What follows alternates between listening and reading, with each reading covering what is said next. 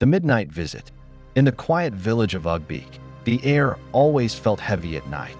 It was a place where stories of spirits and witches fluttered on every lip, especially among elders huddled around fires. But the new church priest, Father Obinna, had no fear of such tales. A man of strong faith and unshaken belief, he dismissed the village myths as mere superstition. Father Obinna came from the city. He preached powerfully, condemned idol worship, and boldly declared that the light of God would drive away the darkness hovering over Ugbeke. His sermons rattled the bones of those who lived by charms, potions, and ancient rites. None were more angered than the secret witches, who had controlled the spiritual gates of Ugbeke for generations.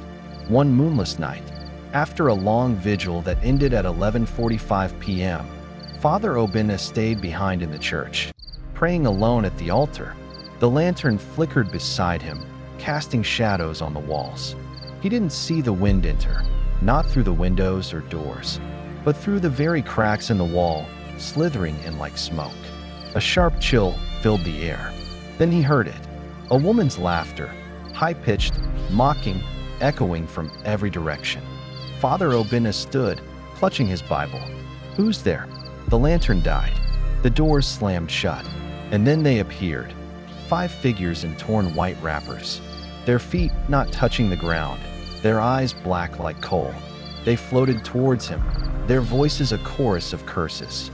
"You came to destroy our roots," one hissed. "You pour oil where blood once flowed," said another. "You dare challenge the mothers of the night," whispered the eldest, whose skin was as cracked as dried earth. Father Obinna raised his Bible and began to shout, "In the name of Jesus!" But his voice cracked. His mouth moved, but no sound came.